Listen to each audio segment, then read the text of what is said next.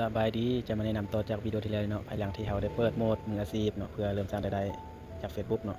วันนี้จะมาแนะนำวิธีการผูกบัญชีเพื่อรับรายได้จาก Facebook เนาะถ้าหากว่าเราเฮ็ดครบตามเกณฑ์รายได้รับเงินจาก Facebook ฮอดแล้วมันจะโอนเข้าบัญชีของเราที่เราผูกกับ Facebook เนาะที่ว่าบัญชีเงินกีบสามารถผูกกับ Facebook ได้แล้วเนาะตัวนี้เนาะวิธีก็คือเนาะเข้าไปที่แดชบอร์ดที่เราเปิดสร้างในแล้วนี่เนาะตอนนี้บัญชีข้าพเจ้าแม่นได้เปิดผูกกับบัญชีสร้างรายได้ได้แล้วเนาะเพื่อข้าพเจ้าได้เปิดผูกบัญชีธนาคารแล้วสำหรับบัญชี Facebook ตัวนี้เนาะกดเข้าที่แดชบอร์ดเนาะจะมาน่ารักมันจะแสดงมาข้อมูลเชิงลึกนะในการยอดคนเขาเบิ่งโพสต์หรือวิดีโอการเคลื่อนไหวของเราภายใน28 วันผ่านมาเนาะเบิ่งรายได้งบรายเฉลี่ยนี่เนาะตัวนี้ของข้าพเจ้ามีรายได้เทื่อเนาะยอดผู้ส่วนร่วมจำนวนผู้ติดตามเนี่ยจะขึ้นมาอยู่นี่บัดนี้การสร้างรายได้นี่กดที่ดูทั้งหมดนี่จะขึ้นมาโปรไฟล์ของคุณกำลังสร้างรายได้เนาะชื่อว่ากดติ๊กนี่แสดงว่าข้าพเจ้าได้เปิดผูกบัญชีธนาคารกับการสร้างรายได้แล้วเนาะสำหรับการสร้างรายได้นี่ข้าพเจ้าจะอนุญาตให้แต่2เครื่องมือเนาะคือว่าส่วนที่เหลือมันยังพันอยู่ในเกณฑ์สร้างรายได้เนาะปัจจุบันเข้าเกณฑ์จะมีตัวนี้เนาะโปรแกรม SmartSig นี่ก็สร้างรายได้จากเนื้อหาแล้วก็ Store Font หรือว่ายังพันเข้าเกณฑ์สร้างรายได้เท่านั้นขยายกลุ่มหรือว่ามีผู้ติดตามหลายขึ้นเนาะมียอดคนเข้าเบิ่งหลายก็จะสามารถผ่านเกณฑ์ต่อไปเนาะสามารถสร้างรายได้ได้หลายขึ้นตื้มเนาะวันนี้นี่สำหรับเครื่องหมายดาวเนาะใครที่ว่ายังพันเปิดก็ให้กดเข้าไปเปิดเนาะมันจะมีตั้งค่าเปิดดาวเนาะกดเข้าไปเปิดเลยตอนนี้ข้าพเจ้าเปิดไว้แล้วเนาะก็เลยว่าบ่ขึ้นให้เปิดอีกต้องมีผู้ติดตามเป็น500 คนขึ้นไปจึงสามารถเปิดดาวได้เด้อจะกดกับพื้นอันนี้จะไม่นำวิธีการผูกบัญชีเพื่อรับรายได้จาก Facebook เนาะผูกบัญชีธนาคารข้าพเจ้าจะไปใส่อีกเข้า Facebook อีกตัวนึงที่ข้าพเจ้าจะพันผูกสำเร็จเนาะบัญชีนี้เนาะเข้ามาที่แดชบอร์ดมืออาชีพคือเก่าจากนั้นก็ให้เข้าไปที่เนี่ยเรือนบนหัวเนาะการสร้างรายได้นี่เนาะหรืออีกช่องทางนึงก็คือมานี่เนาะการสร้างรายได้เนี่ยดูทั้งหมดนี่ก็คือการจะมาบันเดียวกัน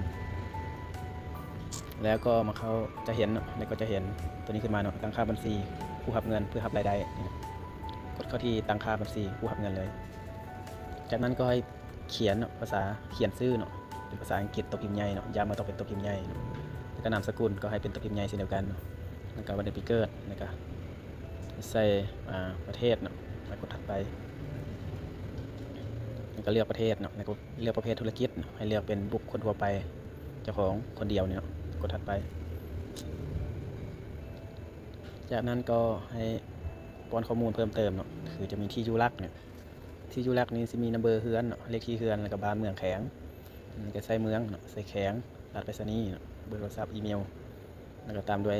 เลขบัตรประจำตัวเนาะสำหรับที่อยู่หลักนี่เนาะถ้าหากว่าไผบ่ฮู้เนาะเขียนภาษาอังกฤษก็ให้ไปเขียนอยู่ที่ภาษาแปลเนาะไปกด translate แปลภาษานี่ก็เขียนเข้าไปเนาะเป็นภาษาลาวก็ได้เนาะเลขที่เขียนไปเลยเลขที่นี่ใส่เดาเอาก็ได้เนาะใส่เลขที่เท่าใดก็ได้บ้านนี่ก็ใส่ไปเนาะบันดุงมันจะใส่บันดุงใส่ไปเนาะไฟเสียถานครหลวงจันทร์ขึ้นจังซี่แล้วก็กดคัดลอกเอาเป็นภาษาอังกฤษไปเลยเนาะกดคัดลอกนี่เลยนี่ก็มาวางใส่บอลที่อยู่หลักนี่เลยเนาะอันนี้ข้าพเจ้าวางแล้วก็เลยว่านั่นเลยเนาะวางใส่เลยแบบนี้ส่วนเมืองเขาก็เป็นแต่คัดลอกเอาเมืองนี่เนาะ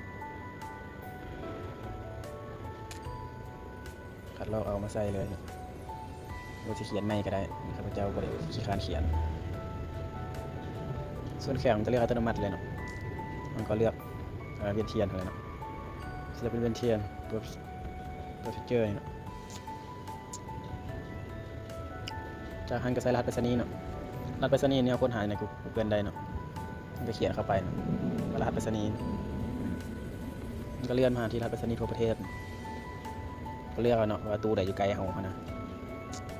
ตัวนี้จะเป็นรหัสไปรษณีย์กรณีเขาจะมีอย่างฝากไม่เฮาก็จะฝากมาตามรหัสไปรษณีย์ตัวนี้เนาะเขาจะใช้ไปรษณีย์สีไข่เนาะ01010จะใช้รหัสตัวใดก็ได้เนาะให้มีข้อมูลยืนยันซื้อส่วนมาเครื่องเขาสิฝากมากก็น่าจะอีกโดนเนาะถ้าได้รับรางวัลอย่างแหละที่ว่าผู้ติดตามหลายบ่มันอย่างยอดวิวหลายบ่ได้รับรางวัลได้ครับโลบ่ให้ฝากมาเนาะบัดนี้มาใส่เบอร์โทรศัพท์เนาะมันก็ใส่อีเมลที่จะหาข้อมูลเวลาจะส่งข้อมูลมาให้เนาะใส่เลข ประจำตัวเนาะเลขบัตรประจำตัวหรือว่าใส่ให้มันตรงกับเลขบัตรประจำตัวของตัวเองเนาะกรณีบัญชีมีปัญหาบ่หรือว่าการรับเงินมีปัญหาก็สามารถส่งข้อมูลยืนยันตัวตนได้เนาะก็ใส่เลขบัญชีของเราเลยเนาะจากนั้นก็ให้กดอยู่ที่ติ๊กนี่เนาะกดติ๊กเอายอมรับนี่นั่นก็กดถัดไปเลยตัวนี้ข้าพเจ้าเคยสมัครเลยเนาะแต่ว่ายังพันสมัครให้สำเร็จเทื่อเนาะตัวนี้นี่ธรรมดาจะขึ้นใส่ให้เลือกบัญชีเนาะให้เลือกเป็นบัญชี EL1 นี่เนาะเป็นบัญชีธนาคารการค้าเนาะอันนี้ข้าพเจ้าเคยตั้งแล้วมันก็เลยว่าบ่ให้ใส่เนาะแต่ว่าถ้าว่าตั้งใหม่มันจะให้ใส่เลือกบัญชีธนาคารกับใส่เลขบัญชีจากนั้นก็ใส่สวิตโค้ดของธนาคารการค้าเนาะให้เข้าที่ Google แล้วเขียนค้นหาเนาะสวิตโค้ด CVC EL1 แบบนี้เนาะจากนั้นก็เลื่อนมากดเข้าที่เว็บไซต์ของธนาคารนี่เนาะจากนั้นก็เลื่อนลงมาหาสวิตโค้ดเนาะนี่เนาะสวิตโค้ดจะเป็นCOE นี่เนาะภาษาอังกฤษให้ทำการคัดลอกเอาเลยคัดลอกแบบนี้เนาะแล้วก็ไปวางใส่วันให้วางสวิตโค้ดของธนาคารการค้าเนาะอันนี้ข้าพเจ้าเคยเฮ็ดแล้วมันก็เลยบ่ขึ้นมาเนาะข้าพเจ้าจะถ้าว่าไผที่ว่าเฮ็ดระบบผ่านก็จะขึ้นหน้าเฮ็ดบ่สำเร็จนะก็จะขึ้นหน้าแบบนี้มาคือกันเนาะให้กดติ๊กเอาเลยเพราะข้าพเจ้าเคยผูกกับบัญชีเอาวันแล้วเนาะกดลิงก์ที่ทำเงินต่อไปเลยข้าพเจ้านี่จะขึ้นหน้าเพิ่มข้อมูลภาษีเนาะเพราะว่าข้าพเจ้าเคยสมัครแล้วตัวข้าพเจ้ายกเลิกไปก่อนก็เลยว่าต่อตัวเก่าเลยทำขึ้นหน้านี้มาให้ทำการล็อกอิน Facebook ใหม่เนาะให้ทำการล็อกอิน Facebook คืนใหม่เนาะถ้าว่ามันเด้งออกมาให้ล็อกอินก็ดำเนินการต่อเลยเข้าสู่ระบบเนาะ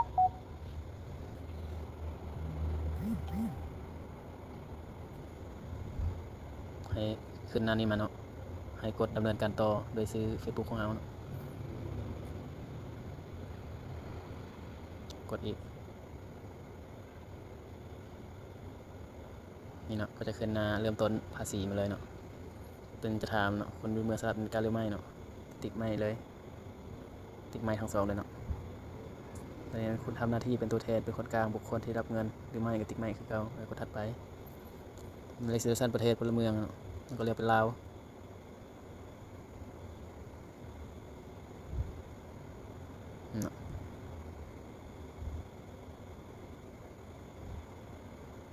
แล้วก็กดตัวนี้ออก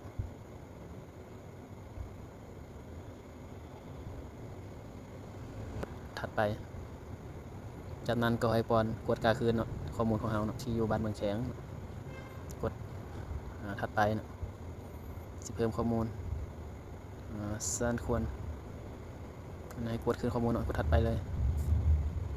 ตัวนี้เนาะให้กดรายละเอียดเพิ่มเติมเกี่ยวกับการบริการตำแหน่ง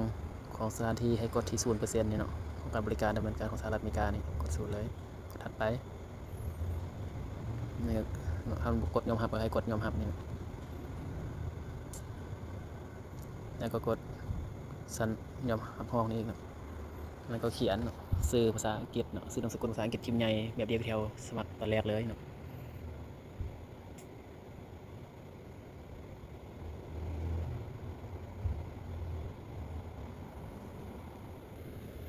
แบบนี้เนาะให้ทำการกดติ๊กบนสี่เหลี่ยมเนาะบนคำว่าสั้นขอครับคำว่าสั้นสามารถลงรายชื่อสำหรับข้อมูลบุคคลให้กดติ๊กบนสี่เหลี่ยมเนาะแล้วก็ให้เขียนชื่อนามสกุลตัวพิมพ์ใหญ่ให้ตรงกับที่เราเขียนตอนแรกเนาะเขียนชื่อให้มันถูกเนาะให้กดอย่าวางบนชื่อนามสกุลนี้นะจากนั้นก็ให้กด next จะขึ้นอันนี้มาเนาะตรวจสอบรายส่งเนาะให้กดสอบเบิ่งข้อมูลเลื่อนไปลุ่มสุดเลยเนาะกด submit form เนาะกดส่งข้อมูลไปเลยนี่เนาะถือว่าเราได้ส่งข้อมูลของเราเสร็จเป็นที่เรียบร้อยเนาะให้กดที่เสร็จเรียบร้อยเนี่ย